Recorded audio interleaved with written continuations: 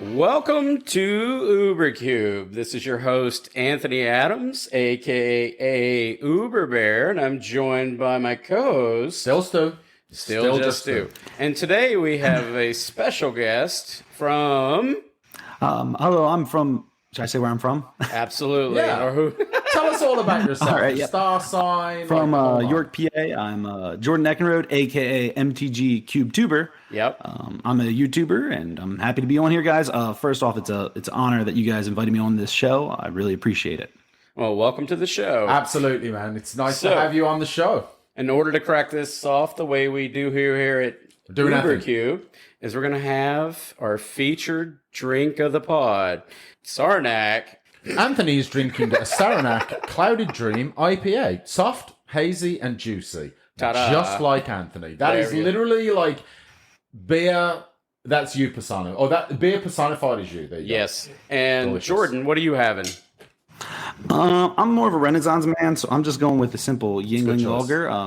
You know, I'm from PA, so right? Represent. Yep. Yeah, representing. Great choice. I got me a Sweetwater Glacial IPA. Nice. Let's go ahead and crack these bad boys open. See what we got. All right. There we go. We got a nice... This is... Lots of words I can't say, but they're great. Don't even try. All right. So we're going to get straight on with it today. We've got... and I'll say this is an episode that we've kind of had in the back of our minds for quite a while. We've been discussing it, and it's one that kind of fits within like the EDH space as well as like... 60 card, like legacy, modern, the whole 9 yards. But as far as Cube is concerned, yes, it's amazing. Armies in a box. Armies in a box. So this is... Or Armies in a can. Armies in a can. I mean, there's a lot of names for it. Absolutely. So this is essentially... I'm just familiar with the go wide strategy. This Armies in a can. Yeah, go wide. Absolutely. Kind of confused me at first. And I was like, oh yeah, go wide. I kind of I see where we're going now. Creatures that make dudes that make dudes and keep spreading. Yep. So we're going to move over to what Armies in a Can /box do. I'm going to let Jordan take off from here and tell us what the breakdown is of the goals of the package. So ultimately, I think what Armies in a Box want to do is just make creatures, kind of like what you said, Anthony, just have creatures that pop out other creatures. Creatures take over the game. You can't win by going tall, so you go wide. Right. Yeah, I mean, anything else you guys want to jump in with that? Well, yeah, they got to be removed because the threat represents death on clock, right? Even if it's integral damage, it still has to be dealt with. You can't let it sit there. So examples of that would be like Monastery Mentor or Young Peasy, etc., which we'll talk about extensively. But these are creatures that just are going to replicate or make tokens, or they're basically, as Jordan said, they're going to go wide. They're not going to stack tall. Yeah, they're one creature that says, I'm going to create another one, and then another one, and then another one. And it's not just, I'm going to be implementing a strategy around that, right? So it might be, I've got, like, for example, Young Pyromancer. Right. I'm going to build on the strengths of that creature, and that's where the decks really, and the archetypes really start. And if left unchecked, will take over the game, as Jordan was saying. So it must be removed. We got some examples down here. So, for instance... It's a repeatable value generator. That kind of goes in line with what we just said. It's just going to keep happening. Or they seem innocuous. It's just Young PC's a little body. Doesn't look like much, but... I don't think there's many people that are going to look at Young Pyromancer and think he's innocuous. Because it has familiarity. It's just a 2/1. He just spits out 1/1. It's just a simple little 2/1. Every time you cast an instant or sorcery. You couldn't die to that. No, it's so cute, right? It's going to kill you. So yeah, one of the things that I really like about the go wide strategy is trying to go aggro with it. Right. I mean, there's many different ways you could take it. You can try to go mid game with it by just cluttering the board with tokens. So yeah, I personally like the aggro strategy of just swinging in turn, 2, 3, 4, just getting in with a bunch of creatures, trying to get in quick damage with that. But you can use it in mid range and control as well. Yeah, it kind of fits in a lot of shells. I mean, you can just splash one of these guys. We're gonna pick on Young Peasy a lot, but you can go into an Is It package, go into a Gruul mid range. I mean, anything where you can get value off. You don't have to have a lot. You can even slot in Aristocrats, for example, right? Yeah. I mean personally, if you're going to talk about Young Pyromancer, he's in red. I like to run red, blue as an example, right? I want to cast some counter magic. I want permission spells. I want cantrips. I just want to start spitting out creatures, and the value that I'm going to get from the cards that are in my hand are going to be that, plus I'm going to start getting some creatures out. So then some of the weaknesses that we'll talk about, that some of them are rather apparent. Spot removal, mass removal, kind of speaks to itself, right? I mean, spot removal for that engine is never a good thing, right? If you're building, and I'm not going to say you should build around Young Pyromancer. You've got 40 cards in your deck, right? Just building around a single creature is never a good idea. But yeah, for that one creature, it sucks. If you're trying to build value out of it and it gets removed, there's your value gone. And then another weakness would be oftentimes they take some kind of setup. Like, they require an investment on your part to actually get them going on. No good getting a Young Pyromancer as a top deck. It's not good by itself. So an example of like a setup would be like spells matters, obviously, or maybe it requires an attack trigger, or maybe, requires another creature in the battlefield, etc. They're not always going to get the payoff by themselves. Yeah.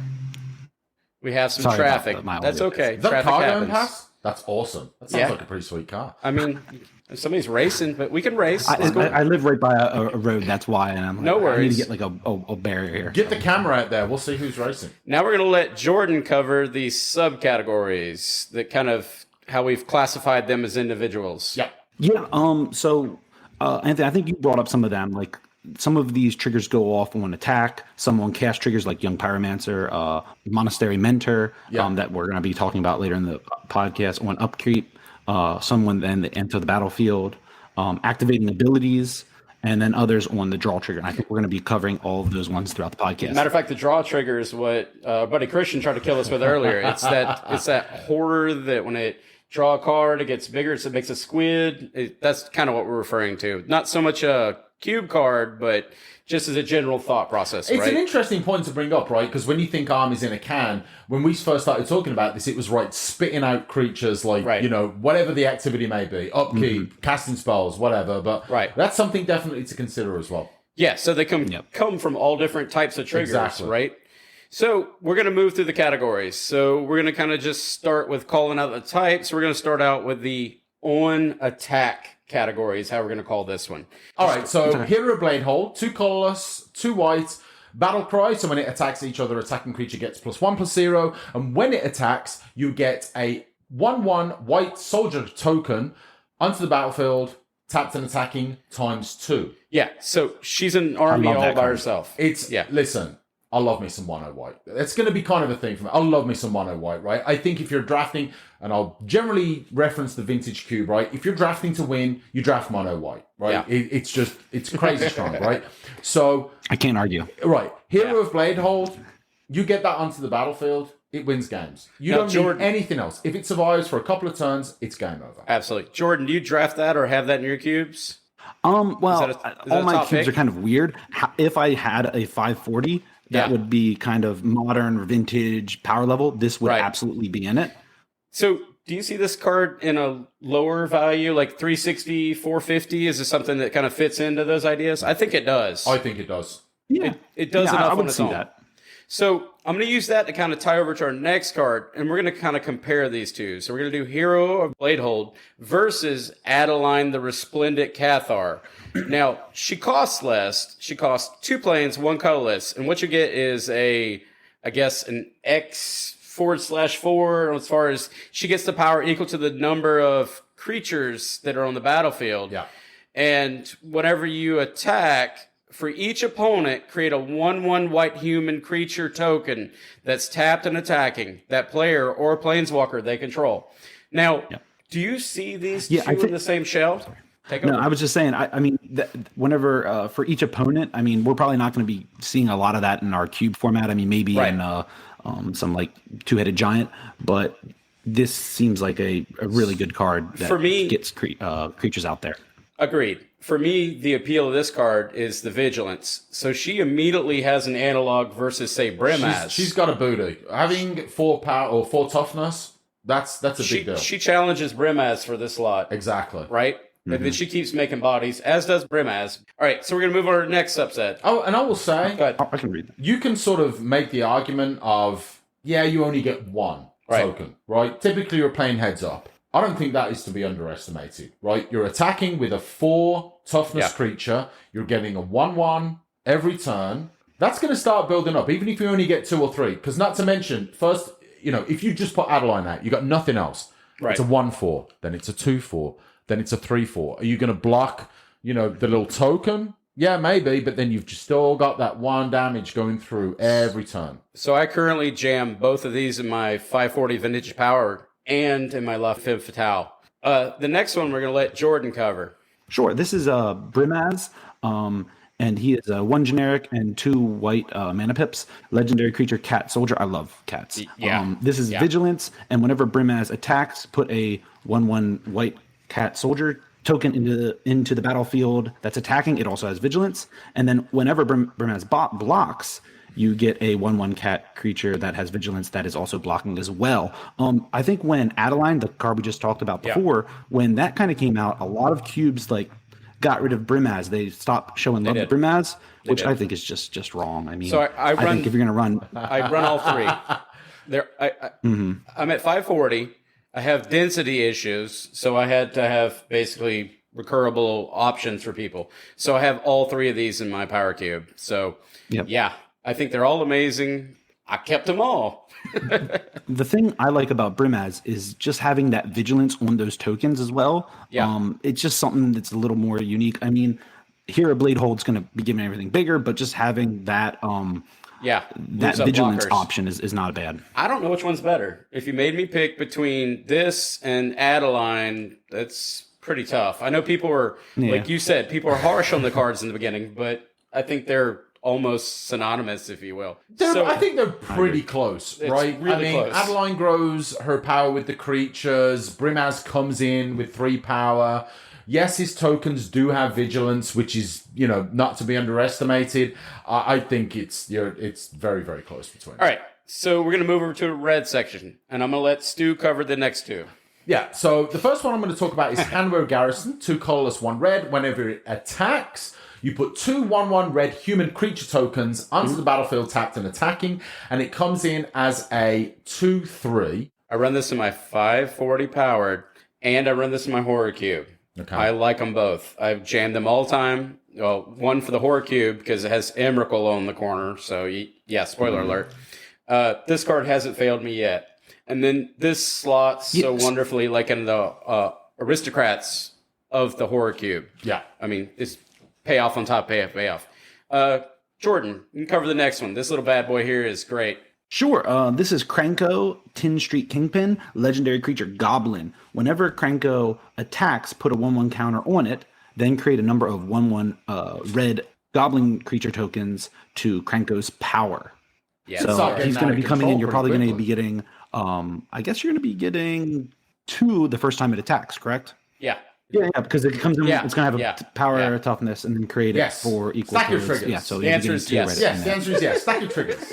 We had to read. All right. I've never played this card, but I think it's a cool card. I'm a fan. I've been running it in my 540 as well, so yeah, I'm happy with it. I'm not a fan. You're not? I'm not a huge fan of it. I don't like this as if we're going to just referencing Armies in a can. Yeah. I think it really does pale in comparison to things like Brimaz, to things like Adeline. I think it's an okay card, but I'm not in love with it. It's splashable.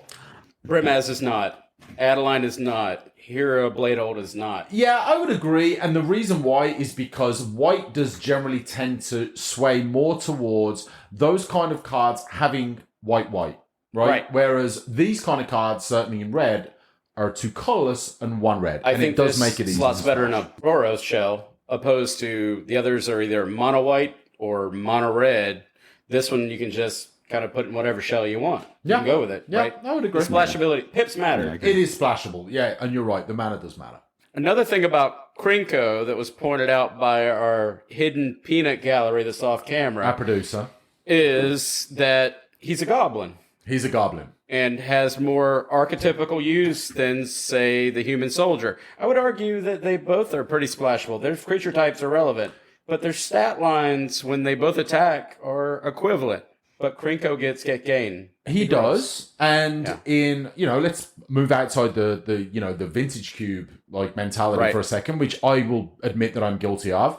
If you've got a lot of goblin support in your cube, Krenko Sure. can be a house. But I would say that humans are a heck of a lot more prevalent in most cubes opposed to goblins. Am I wrong, Jordan?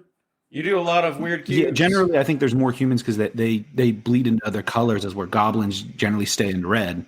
I would agree with that. Yeah. Some black ones, some red ones, and some one-offs. But yeah, humans are going to be into everything. So I could see more humans for a corner case, right? Yes, but if I'm thinking of humans, I'm probably not thinking of a whole lot of red either. I like me some white, I like me some blue, I like me some green on the human side. I don't know if I'm thinking of I'm going to draft a red humans deck. All right. So we're going to move over to our next subset. And this is going to be the ETBs combined with attack triggers. And these are going to be our juggernauts. I'm going to let Jordan cover the first big bad boy we have right here. Sure. Yeah. Yeah, I love this card. This is Grave Titan, 4 generic mana and 2 black. It is a giant. It has Death Touch. Whenever Grave Titan enter the battlefield or attacks, you put 2 black zombie tokens into the battlefield. So many times I've been on the other end of this one in a bad way. You got dead. But I love it because whenever I get a chance to play it, I just love swinging in and this just card is making mono a black. heap of zombies. Reanimator. Sneak attack, show and tell. It's disgusting. You can pretty much put this in any shell. You're going to get dead. This is a finisher if you ever did see one. I don't think there's a card that's better. This next one that I'm about That's to better talk than about, Grave Titan? I think there's a lot of better cards. not in this than Grave category. Titan. Not in this category. Sticking with the show. All right. ETB with attack triggers. This is the Juggernaut. This is the one.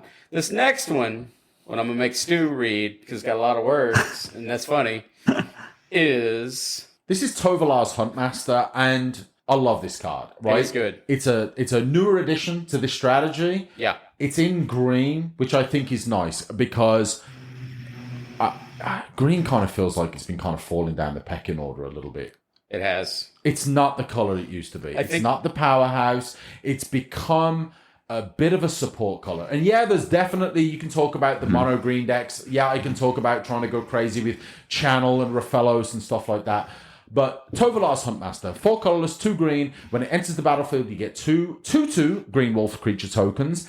And it has this daybound stuff going on. So if you don't cast the spell during your own turn, that's any player, it becomes from a 6/6 to a 7/7. Which is gross.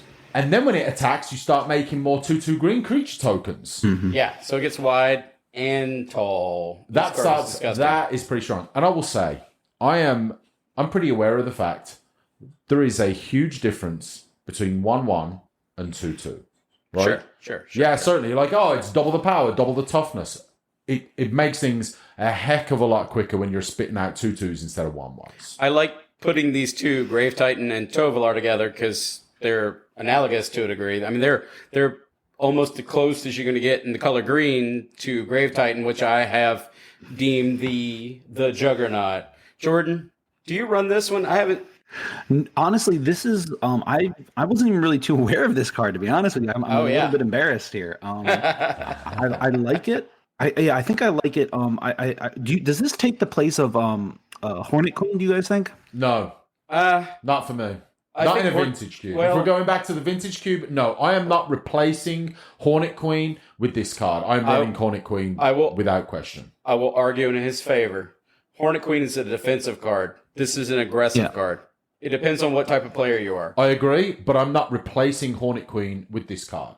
That's a very defensive Hornet move on Queen's your better part. with blocking and just like kind of clearing out, preventing your It's opponent defensive. from being profitably attacking you. This is proactive. Hornet Queen to me is reactive. It is definitely a little more reactive. I love the fact that I've got, some little Death Touch flyers out there that can, can protect me, but they don't have Defender. You can swing with those things. And if I'm leaving back like 2 of those tokens and I'm swinging for 2 damage with Hornet Queen and then 2 damage with the other tokens, that's 4 damage. That's a clock. Yeah. So I run both of these in my horror cube. As you should. I run, obviously, Grave Titan in my power cube. So, I mean, I love all these cards. The werewolves, talking about my horror cube in particular, which I'll put in the show notes, oh my gosh, it just They're I have a question. I agree. This card reminds me of a powered down pet card of mine, Mayor of Aberbrook. Oh yeah, That's just a pet card of mine. I love it. Do you run that in the hard cube? I forget. I do, in fact, yes. Yeah, because it's a human and it's a werewolf, so it buffs both sides of the fence. The card's gross. Love it. So, yeah, I'm jamming it with this. Yeah, we're going to draft that at CubeCon, by the way. It's happening. Absolutely. Awesome. I'm down. We're moving on to our next subset, which is going to be the on-combat trigger. And we're going to talk about this next little critter who needs no announcement, right? This guy, if you haven't died this yet, you probably will at CubeCon. You haven't drafted a cube for long enough if you've never died to this card. And it's going to be Goblin Rabblemaster.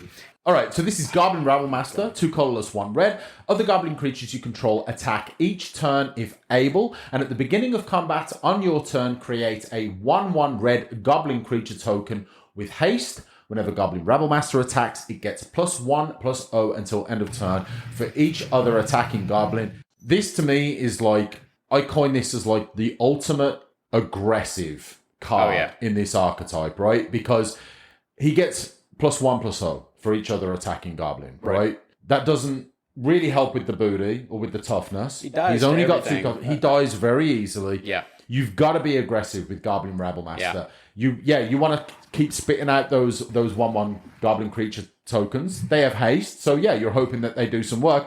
And if you've been able to get 2 or 3 tokens out before he can be dealt with, right? Suddenly you've dealt with one of the creatures, you've got a bit of an army out on the battlefield already. He does work. Yeah, combat trigger, as we talked about. This is where he fires off. Yeah, this one, I kind of like Goblin Rabblemaster and cards like Legion Warboss more than the other cards that need to attack, because at least these ones you can kind of hold Goblin Rabblemaster back and just make tokens that are swinging in constantly. And same with Legion Warboss. If you're worried about losing them in combat or whatever. That is a great point, actually. The fact that you're getting that value, you don't need to attack with him. You don't need to cast any other spells. You're getting that 1/1 red creature token every turn regardless. And you could look at him as maybe a little bit of a finisher, because let's face it, getting pinged by 1/1 goblins, if you got a bit of a board presence and you can handle them, okay, fine. Maybe it's not a huge deal, but that's not always the case. You have to thin back those goblins pretty bad, because he's going to get huge. So he is. He makes you do choices on the battlefield. This is why I like this card, because you got goblins turning sideways. You got him coming at you as a big old fat beefy goblin just running sideways at you. Yep. And he's forcing decisions on the play mat, not in the hand. This is what I like about this card very much. Exactly. Our next group we're going to go over, and I'm going to let Jordan actually cover this one. This is going to be our technical group. So what we're looking at next is these are cards that make tokens on cast triggers. So I think we mentioned it at the top of the show. Monastery Mentor. It's a human monk. It has prowess, and whenever you cast a non-creature spell, put a 1/1 white monk creature with prowess into the battlefield. And I think also, by the way, it's a 2/2. Yeah. Having being able to get tokens out and then those tokens have prowess. I mean, you could potentially blow out someone by blocking and then casting 2 spells, making more blockers, and they all get pumped and blow up someone. This card is going to be the strongest in this group, in my opinion. Like, we're going to list off a couple here, and I don't think anybody's beat this yet. I haven't seen a card that has topped this. This is first pack one, pick one for me.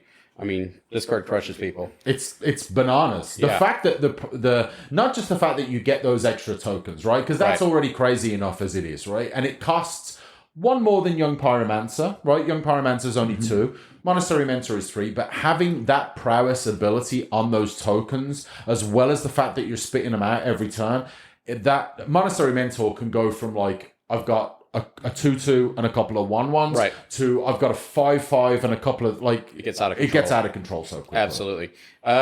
Jordan, I'll pick up the next one. It's going to be Young Peasy, Young Pyromancer. And for 1 red and 1 color, you get a 2/1 Human Shaman. Whenever you cast an instant or sorcery spell, create a 1/1 red elemental creature token.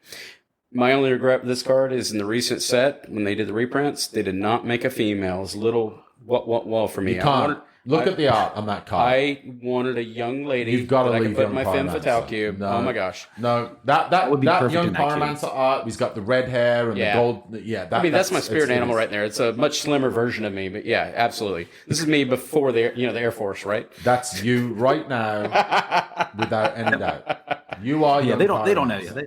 They don't. All right, Jordan, I'm gonna let you cover this next one, and this is more of I think this is more of a peasant cubey kind of thing, but it might be commanderish, but some people do it. It's runnable. I dig it. As you take your beverage. Sorry, I didn't hear that you were Jordan's sending it going to to cover me. this next All one. right, it's Murmuring Mystic.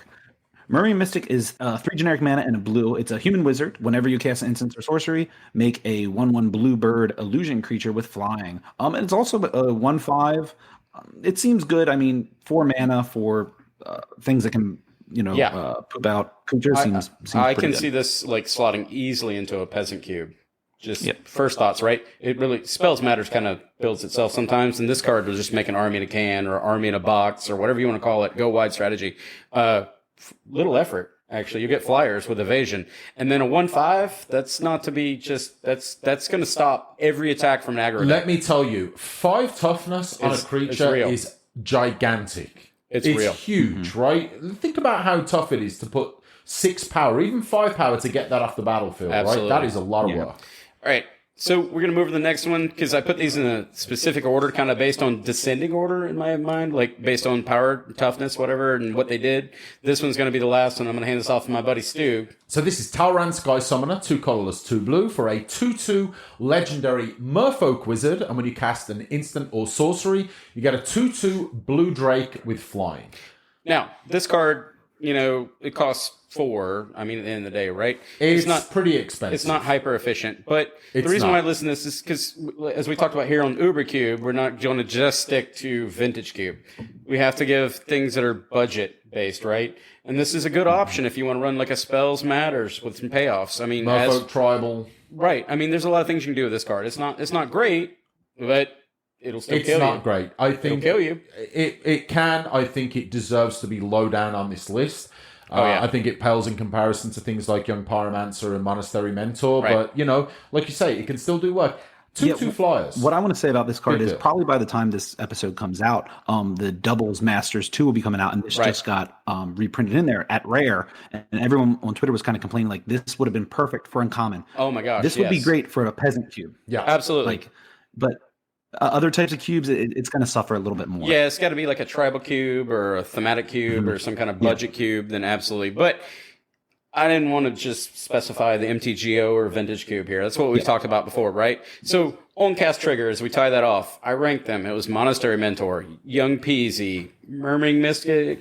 Murmuring Mystic was getting a little out there, and then Talran. But that's kind of the descending order. Yeah, I mean, and I will say, Murmuring Mystic, and we talk a lot about splashable, right? You want to try and get if you have something on the battlefield that you can just get repetitive value from, right? I'm not trying to build around this card, but if I have it out there and I have the ability to just do other things with my deck, cast some instants, cast some sorceries, it's just going to do some work. I mean, that 1 pip, that 1 blue on Murmuring Mystic makes it incredibly splashable. One preordained. And then you're spitting out those 1/1 flyers. And let's face it, right?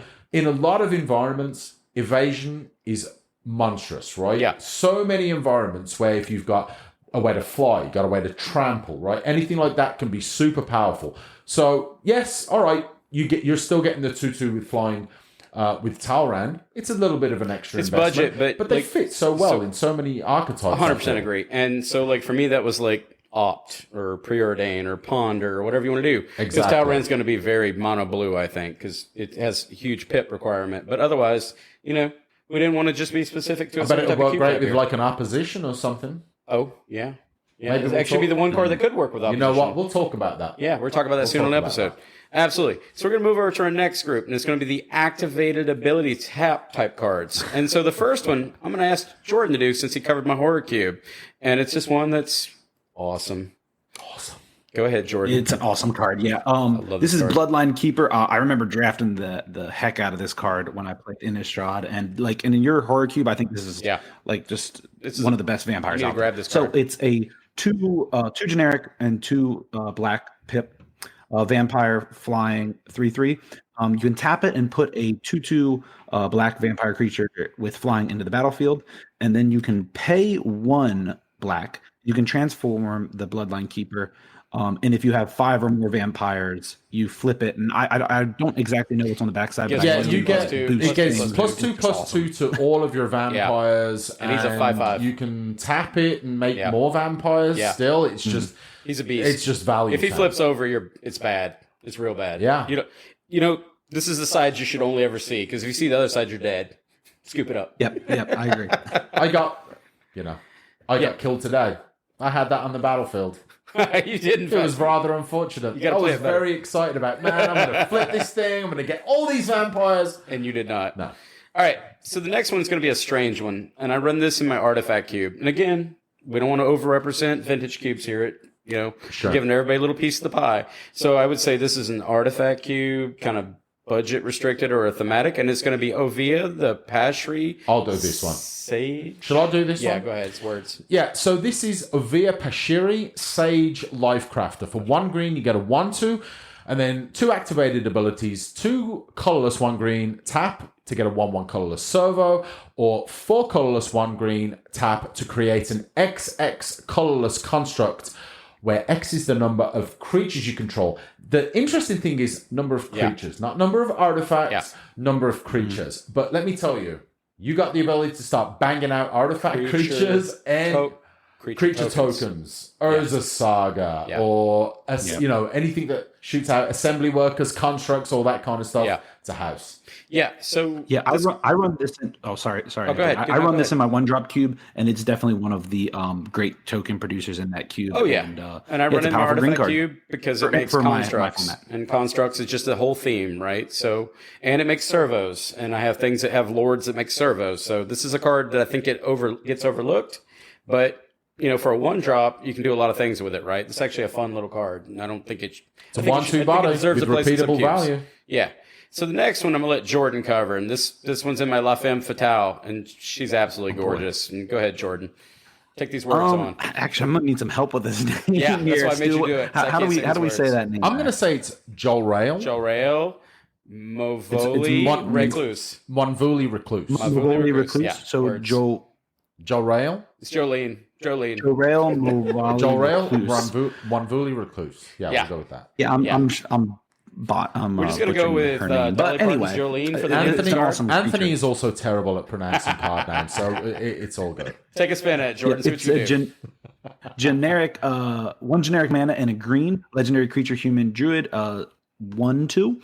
Whenever you draw your second card for each turn, create a 2/2 green cat token. I love my cats. Yeah. And then you can pay 4 and a green until end of turn. Creatures you control have base power and toughness XX, where X is the number of cards in your hand.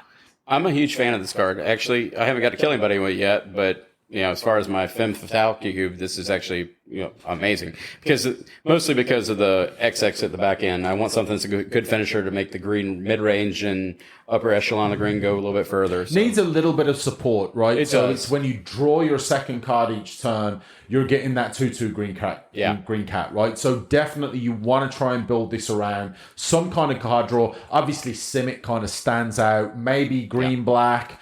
But you want to try and get that support and get as much card draw as possible. But yeah, again, and it's about that 2/2, right? I'm a big fan of anything that's going to spit out the 2/2s, right? Or Absolutely. again, going back to Monastery Mentor, those tokens can start to get big, right? The 1/1s, don't get me wrong, they can do some work. But those 2/2s, it just represents a ton of extra value. Yeah. And so I'm going to cover this next one as far as this tap strategy that we're covering. And this one's actually showed up in the MTGO quite a bit. And it's in my horror cube, but I'm not running it presently in my power cube, but I can see where people could do it. At 540, I don't need it. It's going to be Crypt Breaker, and it's going to cost 1 swamp or 1 black, and you're going to get a zombie. And a 1/1 zombie nonetheless. And then you can pay 1 black, 1 colorless, tap, discard a card, put a 2/2 black zombie creature token on the battlefield. The tap 3 zombies you control, you draw a card and you lose 1 life. That's in my horror cube, but I don't think that's... I'm not a fan of this card. I think people run it for a I discard like outlet. that second ability. I think that second ability makes this card shine. I mean, you can Phyrexian Arena yourself at the end of turn. Sure. Yet again, discarding cards. But you have to have kind 3 of hurts. zombies. As a counterpoint, you have to have 3 zombies. So in my horror cube, easy peasy. But in the power vintage environment, I never really understood why this card was in there. It shouldn't be. People were using it for Reanimator is kind of just A putrid imp. Yeah. A putrid imp. Not so good. Putrid imp. I never understood the decision. To be honest with you. No, I'm not a fan of it. It's a little too slow. I think there's much better ways in a vintage environment to get cards into the graveyard for a reanimator strategy. And to be honest, the second ability even by itself, if you've got a cube environment where you're running some kind of huge amount of zombie support, right? The horror cube is a decent example. It works. Right? If you're running that kind of archetype where you've got a bunch of creatures that can enable that, sure. And look, drawing cards to me is one of the most powerful things. Right, I think you find very few arguments that drawing cards is super powerful. I think it's a very tapping them is kind of I don't know. It's a very thematic type of card or a commander card at best. But yeah, when they showed up on the vintage cube, I was a little bit like, not a fan. Yeah, not a fan. If you're testing it, rock on with your bad self. Sure.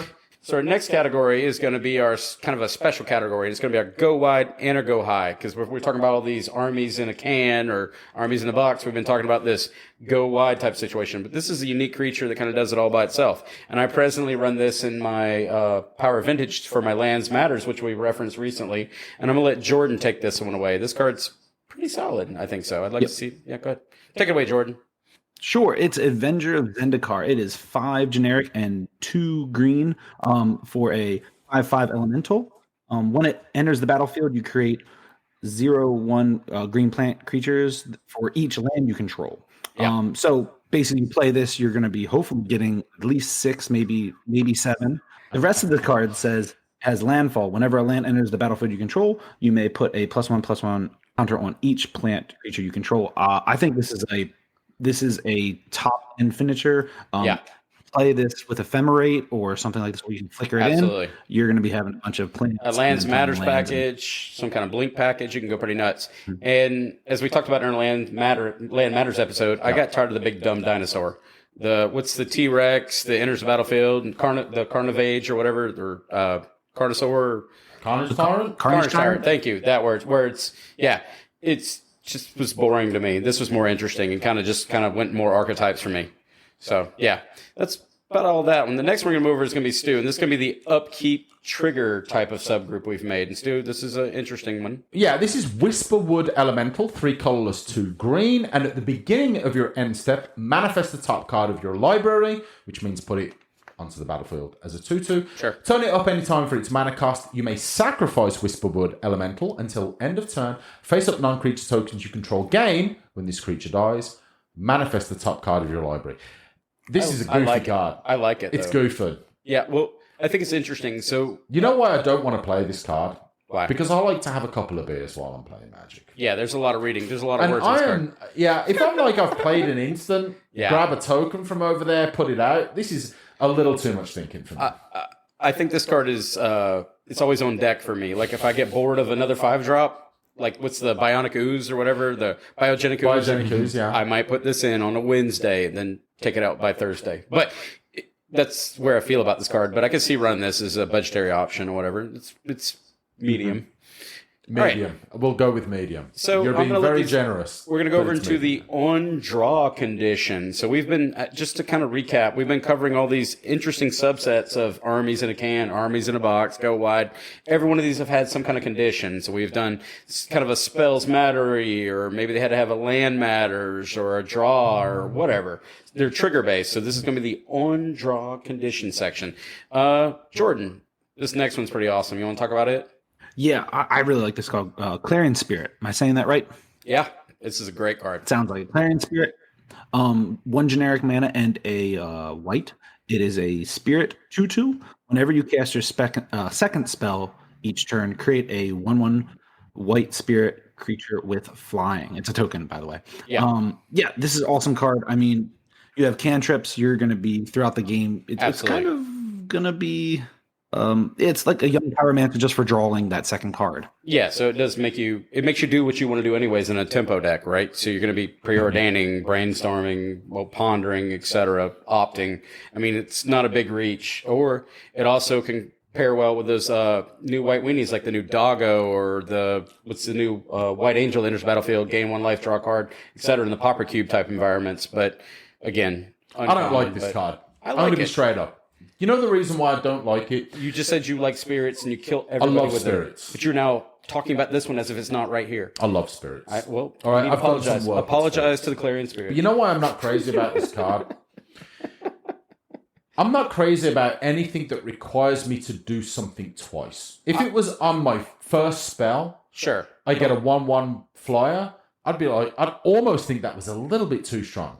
My second spell, if I have to dump 2 cards out of my hand, and yes, I know I'm going to get value out of those cards, but having to use 2 cards to get one white flyer, 1/1 white flyer, I'm not in love with it. Okay, so here's my argument for it.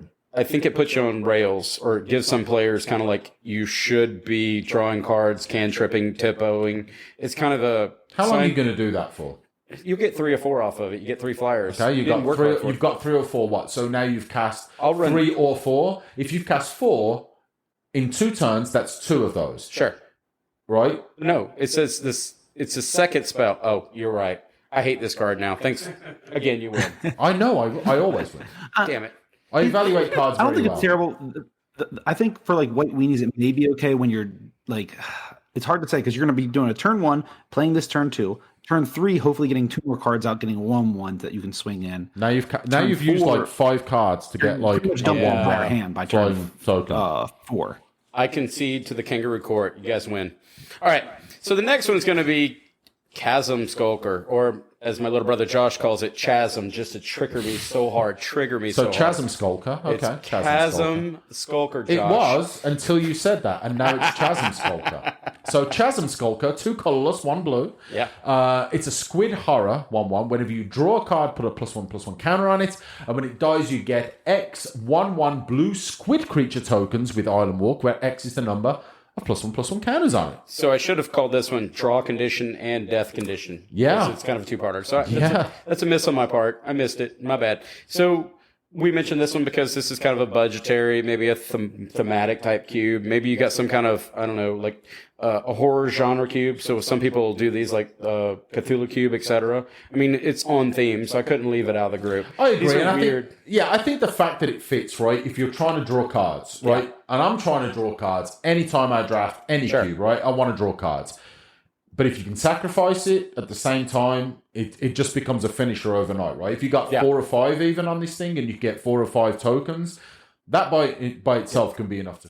I think also that Island Walk, that could be a big thing. If you get some counters on that and you get like 4 to 5 of these squids and they have Island Walk and your opponent, if they're doing duels or some type of shock land and they have an island in there, they're going to be in trouble because they're going to have to board wipe or do something to deal with them.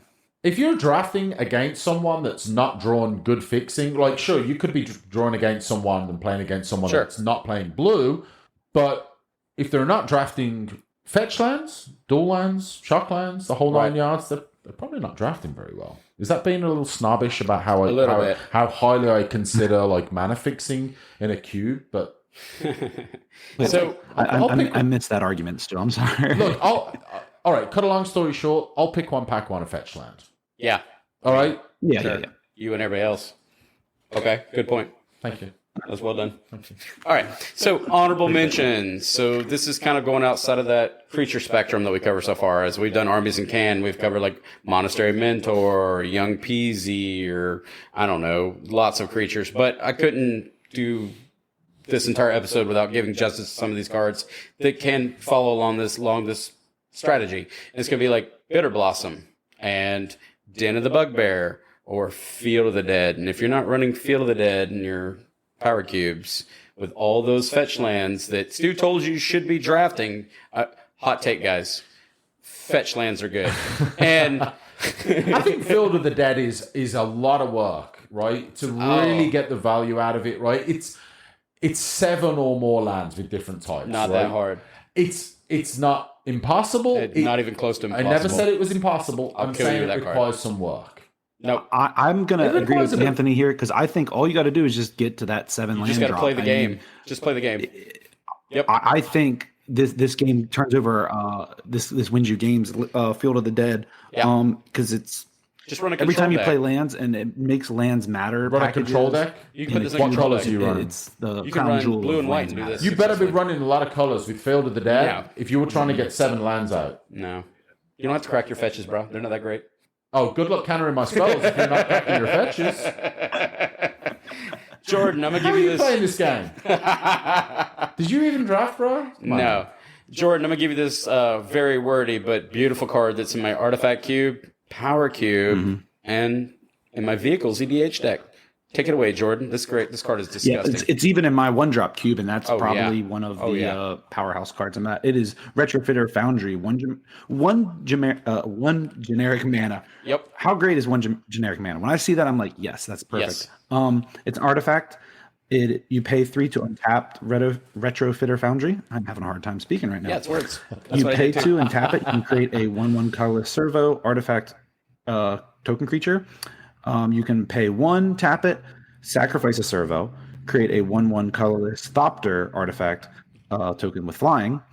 Then you can just tap it and sacrifice a Thopter, create a 4/4 colorless construct artifact creature token. So, I mean, you can just kind of sit back and just slowly off- tap this with first the off, little mana that you have left over that you're Thank not God that using this for card is counter good spells or because whatever. it's wordier than And hell. just eke Oh, out gosh. little bits of value. This card is obnoxiously wordy, but at least it does something. Yeah. I kind of feel like the first, like, just creating Yeah. the 1/1 servo is probably where you're going to get. That's where I most of the generally value. stop. Yeah, That's I generally probably stop where there. most of the value is going to come out of this, right? Sacrificing a Thopter to get a 4/4 is nice, Sure. but I almost feel like that's a little bit win more. Yeah. I would never use that last one. I just stay right there with the making a Thopter. I mean, Really? evasion's great, but I would use it. You want to go for the 4/4? I'll just stick with the evasion. I mean, I would be more than happy to put this out and Sure. then, like, P and Kiran Nalar, Okay, yeah. and then, like, sack one of those, That's get a real. 4/4 flyer and start smacking face. That's real. I'm happy to do that. There's a All right. legacy deck, I think, that does that with Ornithopter. You play like Ornithopter and then play this and then sacrifice Ornithopter and get a 4/4 and like right away. Absolutely. Yeah. All right. So what we've done is just this episode was a little bit more of a fun exercise, I guess. And what we wanted to cover is more of the armies that can from like a holistic approach, where we wanted to talk about like what subcategories you can put them in, what kind of cubes they might fall into. And I know this was like extremely robust to even have this conversation. I mean, we're talking about like on attack triggers or maybe on draw triggers or when you spell. And maybe people don't get that into that minutia. But Sure. I thought it was an interesting discussion to kind of take them and dissect them a little bit, because they kind of get clumped together as, this card makes 1/1 tokens. But they all do it differently, and maybe they don't fit in all the environments, right? I mean, Jordan, did you see any kind of variants now when you kind of parse them out like that? We put them in silos or buckets. Kind of makes you look at them differently. Yeah, I think putting them into categories really and can I think hopefully help listeners see like, okay, which one would fit in my cube or what strategies I want to implement.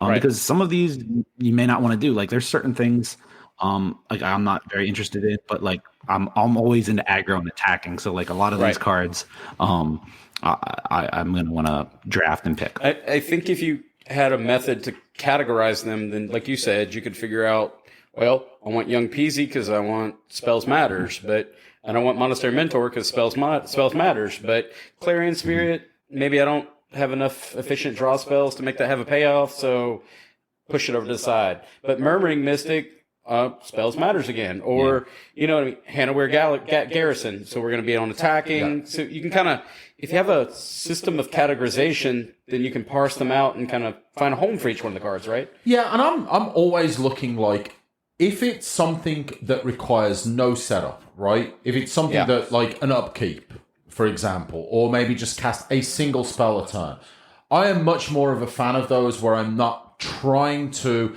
and I'll clarify, I don't mind. Casting 2 spells a turn is just way too much setup for me, right? I don't want to have to alter the way that I'm playing the game, right? I agree. I'm going to be casting 1 spell, and I'm probably going to be casting instant and sorceries if I build a deck like that. But do I want to be sort of married to casting multiple of them a turn? No. But they're definitely more support cards. A lot of them are more support driven than like end game finishers, right? With the exception of probably things like Hero of Bladehold and Adeline, which, right, they're top end finishers in mono white, right? Yeah. But a Murmuring Mystic, I'm playing that more as a value card. Yeah, I mean, I like the card because you just get Spells Matters and just get evasion. And it's more of a value card. Yeah, more of a value card. So I can see it in a couple of shells, but like I said, we're just not going to be overly specific on vintage cubes. We're going to be more of a wide array of listers. Exactly. They're looking for different ideas in their cubes. How could I, when I'm sorting through my cards, categorize them to find a slot for them? Not that it just makes a critter, but what kind of shell would I put this in? What we were kind of trying to cover is like categorization of the different token generation go wide strategies. And so when you're looking at them from 40,000 feet in the air and you want to look at your card collection, what slot should I put this in? That's what we're covering, and some of the pros and cons of the cards. I know it was a little bit generic in its statements, but it'll help new cube curators kind of figure out where do I put Adeline? Where do I put, Brimaz? Where does that fit? Where do I put Mystic? Whatever. But I would say what archetypes they will fit in, right? But also the power level is so important, right? It does. Because there's a big difference between a Murmuring Mystic and an Adeline or a Brimaz or any of those cards, right? Those are cards that, Murmuring Mystic, you can put it out, it's going to give you some incremental value. But some of those cards, you get them out, they don't get removed in the next turn, even the next turn, they're winning the game. Yeah, absolutely. All right. So that kind of concludes that entire subsection. So we've done something else kind of unique. So our good friend Jordan here, he reached out to us, and I'm going to let Jordan tell you about this cube he's designed and what myself, Stu, and Jordan have kind of done together as a collective to try to, I don't know, no derogatory terms. When I first started about this, I'm like, Cube Rescue, Cube Clinic, and all that's super pretentious. It is. All we're going to say is helping a friend, just like I've been helped by my good friend. Cube feedback. Go with those pretentious titles. Go with it. I like it. Cube Clinic, Cube Doctor, whatever it is. I like it. I Uber like Clinic. Titles. All right, Uber Clinic, Uber Med. All right, so Uber Med, and I'm going to let him tell you about this particular cube he's got, and I'll tell you what we've kind of done together as a group. Go ahead, Jordan. Rock on with your self. So this cube is cube that I've been playing for a while. I have a one-drop cube. It kind of started out as a copy of Thomas Crom's one-drop cube. And what this cube is, 4-player cube. So 4 players draft 5 packs of 9 cards. And there is 180 cards. So in a draft, you're going to see all the cards in there. And everything costs 1 mana. There's no 2 mana. There's no fireball spells that are like X and red. No, it's everything costs 1 mana. And over the years, I've added cards, taken cards away, and I need some help with this cube because it's kind of lost its focus. I kind of stepped away from Thomas Crom's approach, and it kind of overpowered. Like I had Ancestral Recall in there, and just other things that are degenerate and not really balanced. So Stu and Anthony stepped in and really helped me out with it. Yeah, so it's easy when you're building a thematic cube, and we all fall for it, is to just commit to the bit too much. I have. So I'll give you an example. So my artifact cube, originally, I actually didn't have that many artifacts in it. I mean, I really overly centralized on creatures that interacted with artifacts, but my actual brown section or my colorless section wasn't really powerful. And Chris Moore kind of just did this like diversity of insight, looked at it and just kind of gave me some constructive criticism. Like, you overemphasize your color pairings, right? And you're not really looking at what the cube's, what it's intended to be. And I was trying to do this weird, because I was overly designing behind this, artifact, anti-artifact kind of concept. Yeah. So I was almost 50-50 by my own trap. I made my own trap. Yeah, it's like the analogy that I like is you order a bowl of like pasta and sauce, and someone gives you a bowl and it's got like 2 strings of spaghetti and like a liter of sauce in it, and you're thinking, "Where's my substance? Where's my filler?" And it's easy to fall into that when you're thematic cubes are hard. Would you agree, Jordan? They're hard. They're harder to, because we don't have a lot of molds to craft off of. You're going to talk about this in one of your evaluations soon, but you were talking about the MTGO, where people use it as a clone, right? So they have this pattern, this footprint to follow. But us people going out there pioneering these weird, I don't know, one-drop cubes and femme fatale cubes and artifact and two-headed giant and horror and all that. Sure, there's a couple of us. There's 4 of us, but we don't have any. So mistakes are going to be made. But when we're looking at these, it's easy to go off the rails, right? And overly invest in a concept. So my point is, one-drops. It's easy when you're trying to build a thematic cube is to basically overly commit to the idea. So a one-drop cube could really suck you in. I mean, hell, it could be a 2-drop cube and you do the same thing, right? Yeah. You're going to find everything that's powerful at that mana value and you're going to drop it in. And it's easy, in my opinion, to lose sight of the cube at 40,000 feet. Fair enough, right? Yep. So when Jordan handed me this list, the first thing I do is what everybody else does is I look for power outliers, just like Jordan did with mine when he evaluated my cubes. You're looking for something, which one of us is different, which one is not the same, right? So I was looking for, not that it would be in there, but like the Jitte-esque, right? Or Mox-esque. I was looking for the huge outliers. Yeah.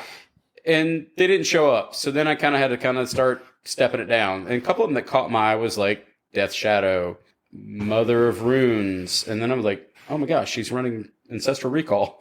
What? Yeah. Because you want to, right? Because it's one drop. Because it's 1 mana and you draw 3 cards. Like, why wouldn't you want to run that? But then you realize, and it's not always necessarily about the power, right? Yeah. It's about, I don't care if I've got, let's say 24 cards, 16 lands, right? If I've got 24 cards, and I've drafted the most amazing green-black or white-red or whatever the case. If I have an Ancestral Recall... You're playing blue then. I'm playing it.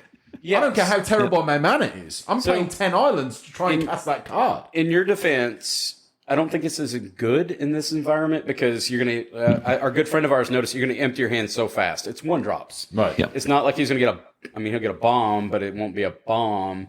Versus like a power cube, but still, I thought it was tempoing me a little bit to be an outlier that maybe it wouldn't be so fun. It's a little bit too much card advantage versus your opponents. It's way too strong. So, to put it in perspective, we turned Ancestral Recall into Portent.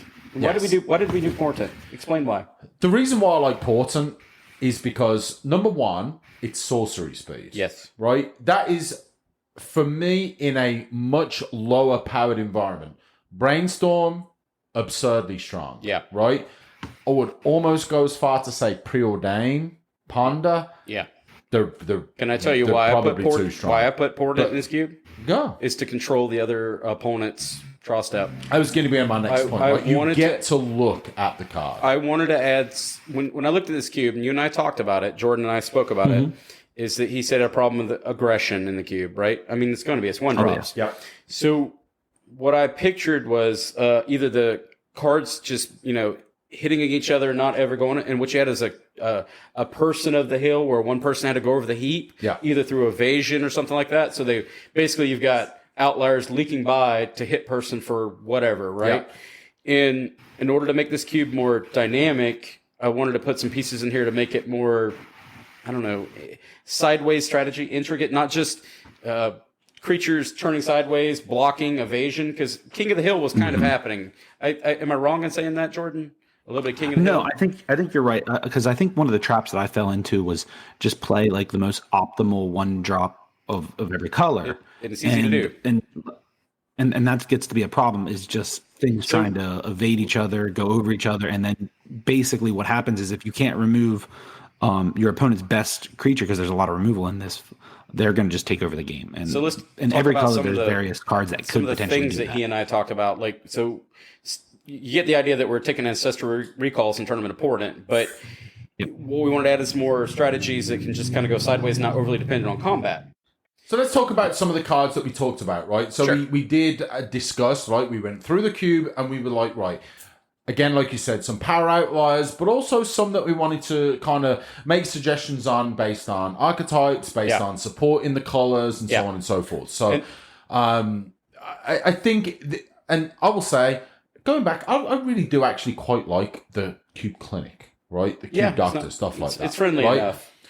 And your insurance, by the way, it got denied, Jordan, so we're going to need a cash Yeah, I'm sorry. Dang. It's like, obviously Jordan's a passionate cube guy, right? A lot of people are, we put this out for the community, for cube enthusiasts. Not everyone has got years and years and years of Magic experience or understands the cards, right? Yeah. So for some people, it might just be, doing a search on, Scryfall, or maybe looking through cards that they had. So this is a great opportunity to look at some differences, right? Look at some options that are out there. A little bit of insight, basically, from other people, and it helps as a community. We're all kind of doing this.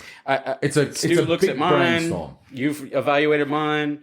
Yep. My buddy Chris looks at mine, and it's just constructive criticism, and either you can explain it or you just decide to move on and put another card in it. Yeah, especially me as a player, like I'm always trying to offer alternatives, right? I fully expect sometimes you're going to say, Stuart, you know what the hell you're talking about, get out of here, right? That's fine, but I always want to be like, hey, have you thought about this? This might be a cool addition, or I think this is too powerful, or I think this is too weak. Most of the time it's too weak. So, Jordan, you want to talk about some of the removals and replacement you did from the one drop? And I can explain why. Yeah, there was two, I would say, strategies that you added to this cube that I really appreciate are the modular. I believe it's modular, right? Yeah, modular. Yeah, absolutely. And it creates, and it plays into a lot of your different archetypes. Go ahead. No, yeah, it plays into a lot of your archetypes that you already had. So, like, you've got some sacrifice stuff, you've got a little bit of equipment matters. Yeah. It just plays into a lot of different themes, and it was nice. So, yeah, I think it's good. I think it's going to be able to really contribute to some of the things. One of the cards, I think the best one is the Zibaz Wasp. Oh yeah, is it Glim Wasp, right? Yeah, Zabaz the Glimmer Wasp. That card is amazing. And it gives you some interesting stuff you can do, and it's fun, and you can destroy an artifact you control, so you can kind of do your own modular trigger. It plays in some of the sacrifice themes you had. It's just a neat concept. And it's one, and not it's one blue, not one red. It's one, just one, and it one does, of anything. Yep. And oh my gosh, this card has so many things. And we'll put this up we will put this up on the show notes, and we'll add this list to the show notes because this is kind of doesn't translate so well to the podcast world, but we're also going to have a joint video that we didn't talk about with Jordan, who's also recording this for the channel. Probably should have mentioned that earlier in, but yeah, we're getting a lot of editing. We'll talk about it right at the end, but yeah, and I will say, just from a personal note, I hate wasps. I don't know anyone that likes them. I don't know anyone that likes wasps, right? Can we just agree as a collective that we all hate wasps? But let me tell you, terrible. The art on this card, it's a wasp. It has amazing art, and it's a cool card. I do want to emphasize a couple more cards, because what I wanted to add was kind of a Eggs Bomberman modular package, and that's kind of where I went with this. And it was just so that the one-drop cube, as a lot of you guys can imagine, there's a lot of turn sideways creatures like we talked about, climbing over the hill. I wanted stuff that wasn't really combat-oriented, like to give a little bit more diversity to the cube. So examples of that would be, and this is interesting, is Toolcraft Exemplar. For 1 planes, you get a 1/1. Dwarf Artificer. At the beginning of combat on your turn, if you control an artifact, Toolcraft Exemplar gets +2/+1 until the end of turn. If you control 3 or more artifacts, it also gains first strike until the end of turn. The reason why I put this in there is it inspired you or made you want to try to do an artifact synergy, right? Like Metalcraft, kind of, sort of. This is kind of your if you're like someone who likes to draft vintage cube and likes to draft mono white aggro, what an incredible card that is, right? In in any kind of artifact supported deck that you have, that card just goes from I've got a 1/1 to I've got a beater. And if I use that card as like a keystone or a latchkey, Arcbound Mouser, Esper Sentinel, Pyrite Spellbomb. You notice I added a lot of artifacts, but they all kind of synergize one another, and you can sack them, and it gives a little bit more modular. Better be careful with Esper Sentinel if you're going too heavy in the artifacts. That card is pretty strong. Ordered one from my power cube. Yeah. Esper Sentinel is awesome. With this cube, even though everything costs 1 mana, generally when a player ends their turn, they're used all their mana, or there's not extra mana floating around to pay this tax for. So I could see it being drawing, 3-4 cards a game with this at least, unless they kill it outright. Okay, so maybe you could watch list this one. To be honest with you, I didn't consider that. So let's move on to another card that I did consider. So we kind of did the outliers, which was like Death Shadows and Mother of Runes and Ancestral Recall. And for me, as a curator, those fall into what I see people when they're putting soul rings in a non-powered vintage cube or Jitte, and you don't know until you know, right? You find out the hard way. The point is, everybody learns eventually. They have to have a bad game where Jitte beats you to death in what was almost a pauper cube, and you can't figure out what you did until that card will beat you to death. It doesn't matter how strong your cube is. Jitte it's broken. It's ridiculous. Yeah, so we're going to include the list of all the changes we did on this cube, and this cube is amazing. You guys got to check it out. And it's interesting how you can take something that's like a 1 mana value and turn it into like this dynamic cube, which it's kind of mind-boggling, right? How amazing he curates his cube, and I'm excited to play this in CubeCon. One final point that we did talk about was adding basically the new triomes. They've got all these weird names like Zatora's Proving Ground and Xander's Lounge. Is basically that for me, they're not so much their tricolor lands, which they are, but they also draw spells for 3, which I feel like you said based on the fact that you only have 1 CMC or 1 mana value, you probably need to draw some cards. So weird cantrips in addition to land splashing.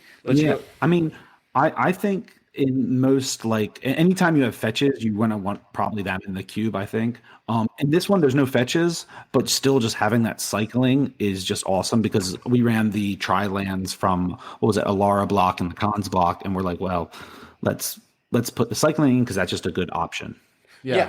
So that's kind of in a nutshell. We just kind of wanted to do a brief overview of this really awesome cube, cover it, give it a chance because it's going to be at CubeCon. You guys can play it in the side games. I'm sure Jordan's going to be all about it. I'm going to be playing this. Stu's going to be drafting it. My buddy Christian, who's hiding in the corner, is going to be drafting it. And we're excited about it. We're going to go ahead and move over. We're going to let Jordan tell you all about his channel and how to reach him and give all the shout-outs. Go ahead, Jordan. Tell us about how they can get in touch with your stuff. Sure. So one more time, I'm a MTGCubeTuber. You can find me on YouTube at MTGCubeTuber and same on Twitter. All right, so I'm going to let Stu carry us out. Before we do that, I want to thank Jordan for joining the show. Thank you, Jordan. You guys need to check out his channel. Hey, thank you guys for having me on. I really appreciate this. I just can't wait to see how much this podcast right here grows because I know it's going to take off. Yeah, man. And we're going to actually put links to his different channels and his videos he's done on some of my cubes, etc. We'll link that in the show notes. We'll put it all on the socials. Absolutely. We blow this up. And we actually need to get some Twitter going on. We're done here. All right. So Stu's going to go ahead and close this out. So as always, thank you to all of our listeners. If you want to reach out to us, find us on Twitter at UberCubeMTGPod. You can always reach out to us via email at UberCubeMTGPodcast@gmail.com. And we also have our Discord, UberCube. Check us out. We got the link on Twitter. As we've said, please reach out to us. Holler us on Twitter. Holler us on Discord, whatever the case may be. You know, we love to talk about cube. We want to talk about your cubes or our cubes or MTGO cubes or Jordan's cubes or whatever we're talking about. We love to, engage the community and keep the discussion rolling. One thing I want to mention is about CubeCon. Absolutely. Let's talk about CubeCon just for a second in these closing minutes. Right? October the 20th to the 23rd. It's going to be in Madison, Wisconsin.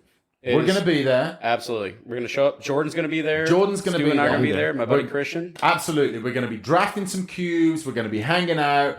It'll be a whole lot of fun. I'm just so excited to get out there and just do all things cube.